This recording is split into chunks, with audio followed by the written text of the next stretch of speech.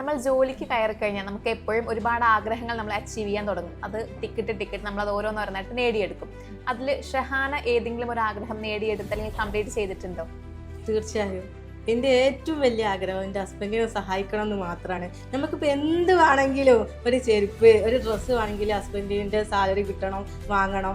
ഓല് അയച്ചു തരാൻ അവർക്ക് മടി ഉണ്ടായിട്ടോ ഒന്നുമില്ല. പക്ഷേ ഒരു ഡ്രസ്സ് നമ്മൾ നയിച്ച് അധ്വാനിച്ച പൈസക്ക് ഒരു ഡ്രസ്സ് വാങ്ങുക, അതൊക്കെ നമ്മളെ സംബന്ധിച്ച് ഹാപ്പിയാണ്. അവരും ഹാപ്പി ആയിരിക്കും. അവരോട് ഇപ്രാവശ്യം നിങ്ങൾ അയച്ചതെന്ന് ഞാൻ കുറച്ച് എടുത്ത് വെക്കട്ടോ, എനിക്ക് ഇപ്രാവശ്യം ഡ്രസ്സ് ഞാൻ എൻ്റെ പൈസനോട് വാങ്ങട്ടോ.